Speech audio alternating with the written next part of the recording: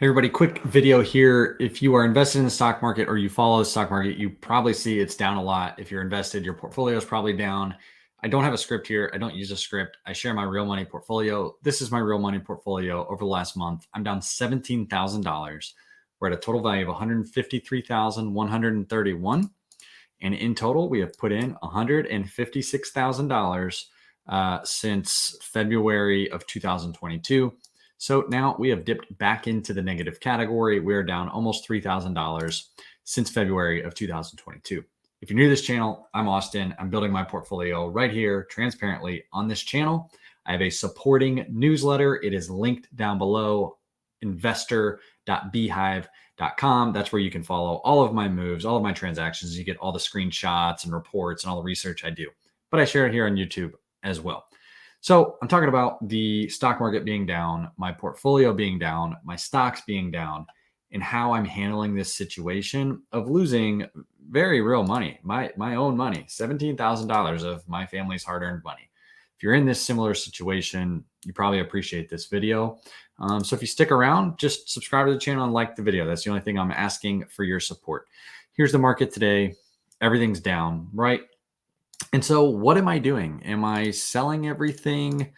What am I doing? I've talked a lot about how some of the changes I've made. I've transitioned out of growth stocks and into dividend stocks. I even shorted the market a little bit, which is something I don't do generally. I am not short now. I am 100% long with my monthly contributions into my portfolio, right? So the question is why? I've talked about how I think the market is overvalued in general, which I'll get into in a minute. But just because I think the market is overvalued doesn't mean I should be shorting it or anything like that, because the market can stay overvalued or get even more overvalued. And if you are short and you don't have a plan for that, you can just get really, really hurt by being short individual stocks or the market. Some people do it. I almost never, ever do. And when I did, it was like a very controversial thing, and I didn't do it for very long. Maybe I should have. Who knows? But the most important thing, if you are a long-term investor, is to understand that this is normal. This is from Ben Carlson, January 25th, 2022. Annual performance on the S&P 500 going back to 1928, and historical drawdown data on U.S. stocks going back to 1928. The average drawdown over the 94-year period is 16.5%. 59 of those drawdowns were, 59 of those 94 years losses were in excess of 10%, 24 out of 94 years in excess of 20, 10 out of 94 years. That's more than 10% of the time. Losses in excess of 30%, 6 out of 94. That's 8%. Losses in excess of 40%. But most of them occurred in and around the Great Depression. So that's important to know. But the most important thing is that on average, the stock market is up 3 out of every 4 years. So even with all of those drawdowns, most of the time, the market finishes the year with the gain. Even when there's a correction of 10% or worse, 3 out of every 5 years have ended with a positive return. 2 out of every 5 years have experienced a double-digit correction, but still finished the year with double-digit gains. So anyways, he said this in 2022. It's still true now. The correction feels scary because we have inflation and the Fed and interest rates, but every correction has something. There's always something there. This one and the one today could get worse, and if history is any guide, it just might. Here's why I've been kind of hesitant on the market, right? Is I do think the S&P 500 is overvalued right now. It's trading at a blended price to earnings ratio of 18. You can see that in orange right there. This blue line is the average of where it's traded since basically 2002. So it's traded at an average P of around 20. But the problem is it's been very elevated in some of those years. So if we take out the great financial crisis, and if we take out post-COVID, I think, those were like unrealistic years. You get about a normal PE ratio of 18. The important thing to remember is from 2009 to 2019, it was basically a zero interest rate environment. We are not in a zero interest rate environment. And so in my opinion, the S&P 500 deserves to trade around a blended price to earnings ratio of 15 to 16. And so we could be in for a decent little crash here, 10, 20% or whatever. So that's the S&P 500, right? But I own individual stocks, and I'm going to go through all of the individual stocks that I own And you'll see that I've rotated into what I think are undervalued stocks, value plays, dividend payers. And I'm not going to cover everything here. We need to do more research before we buy anything. But just to show you, remember, S&P 500 is at 18, a PE of 18.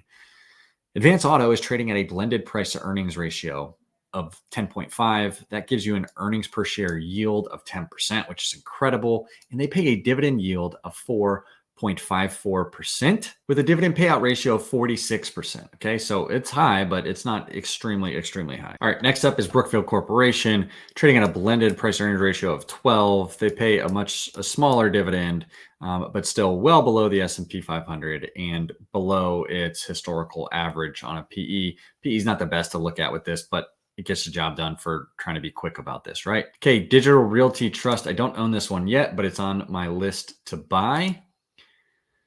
And if we look at it from a funds from operation, which is generally what these trade off of, we're looking at about a 16 price to funds from operation, which is below its historical average. This one has come down a lot. It's got an FFO yield, funds from operation yield of 6% and a dividend yield of 4.6%, right? So again, I think it's at least fairly valued. I don't own this, but it's on my top list to be purchasing. I don't think it's like undervalued right now necessarily, but definitely not looking extremely overvalued. And REITs have gotten crushed. And when that happens, it can be a good time to buy them.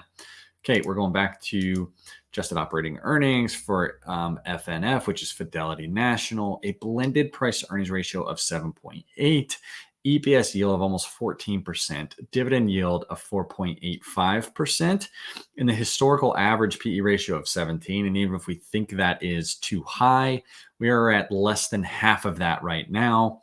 Yes, we're in a bad time for housing. Yes, they're dependent on the housing industry, but I like to buy these businesses at the worst time. Hold on to them, let them pay your dividend, let them buy back some shares, and then you get to buy some shares that are significantly undervalued and hold them long term as you reinvest those dividends, or the company buys back shares. That's why I own this one. Alphabet is now trading at a blended price earnings ratio of 20. When the normal PE ratio over the years has been 30.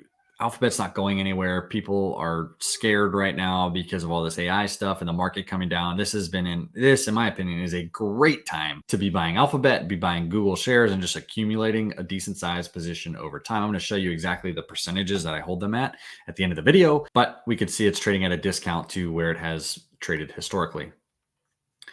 Medtronic, again, another very solid dividend payer in the medical industry, which is a recession resilient industry, 3.47% dividend yield, a blended PE of 14. Its historical average has been 20, well below that, well below the S&P 500. And this company's been around forever. In my opinion, it's not going anywhere. Payout ratio of 51%. And again, trading at the low end of where it's traded at really since back in 2012, 2013. Meta, same deal. Blended P of 21, which I owned a ton of it, and I shared that on this channel. I was buying. I got way down, and then it's just rallied a ton. I have trimmed my position a little bit. Talked about it in the newsletter, so check that out. It's come back a lot. It was trading down as low as a PE of 12, which was just insane. Now it's back up to 21. So I trimmed the position, still hold it, and I think it's going to do just fine, right? I mean, they're expecting earnings to grow over time, trading well below its average. I don't expect it to get up back to that normal PE, but even if it continues around a PE of 20, you still get a nice return. 3M, a lot of litigation stuff here, some risks with this one, but I think that's where this opportunity comes from. Blended PE of 11, earnings per share yield of 9%, 5.6% dividend yield just for holding the stock. An 18 average PE. Again, we're almost 40% below that. So I think it's a good opportunity to buy when things are pretty terrible for this company and no one wants to own it, right? MPW, this is by far the riskiest company that I own. Adjusted funds from operation, price to adjusted funds from operation of 7. Dividend yield is 11.5%. This is the most likely company in my portfolio to cut their dividend and also be in a lot of trouble. They're having some trouble with tenants not able to pay rent in some cases. And so there's a lot going on here. Again, this is my riskiest position. Do a bunch of research before you even consider buying this thing. But they've been around for a while and they've done a pretty good job over time until recently when they've gotten absolutely crushed. they have gotten crushed in the past. And look, they've recovered, right? They made it through 08, 09. They did okay. I think they're going to recover. But again, it's very risky. Their customers are hospitals, right? Which it's not like it's shopping centers. It's hospitals. And hospitals have been crushed from COVID and less elective procedures, not making as much money, and that's what's gotten some of them in trouble. I think they will eventually recover from that, but hey, we'll see. Taiwan Semi. Okay, back to price earnings, 14.5, undervalued compared to its historicals, right? I mean, semiconductor industry is not going anywhere. Taiwan Semi is only getting more important on a global stage. Nice dividend yield of 1.55%. They do grow the dividend, and then the payout ratio is at 22%, right? So very solid company, I think, at a fair valuation. Not super cheap, but I don't think it's expensive. Okay, Verizon, another one, 7.3 PE, 7% dividend yield. 14 average PE over the years. We're at half of that right now. You can tell I own dividend paying companies. I own companies that I think are undervalued, and I own companies that I think have competitive advantages, like a massive cellular network that they've invested in that makes it tough for new competitors to come in, especially in a recessionary type environment, right? And that's really it, right? So let's talk about the position sizes, right? I would focus on the target sizes. These are just my own target sizes for these positions, right? 11% for Google, 5% for MPW. If you see them, the top number is how large it is now. That just means I kind of front loaded it and I don't plan to add to it right now. I'm going to be adding to other things that aren't at their target percentages. That's how to look at these. Advanced Auto, 8% target. Taiwan Semi, 8% target. Meta, 10%. Fidelity National, 8%. Brookfield, 8%. Verizon, 8%. Medtronic, 8%. 3M, 8%. Oxy, just bought this one. Buffett's buying it. We're getting a chance to buy it at exactly the price that Buffett's been buying it. Smart investor, has done his research. I don't have other oil exposure. And I'm going to do a more of a deep dive in my newsletter. So check that out and more videos on Oxy if you're interested in that. And then Digital Realty Trust and Realty Income, ticker DLR, and then O will be 5% positions. Just going to build these three up over time as I add money, right? Not selling these, but just those will be where the money goes. If you're into this stuff, like the video, subscribe to the channel. I'm going to stick with this through this market. And I hope this channel brings you some calm, at least in mindset, right? I'm going to lose money. I am losing money. That's part of investing. But if we have the right process and the right mindset and we have the right position sizes and we don't get stressed out and scared out of the market at the exact wrong time, I think this is where long-term investors have opportunity. That's what I'm going to talk about in these videos. And so like the video, subscribe to the channel if that's your thing, share it with a friend. It helps us grow. And then check out my newsletter if you want more in-depth stuff right in your email inbox. Have a great day. Thanks for being here. Stay calm.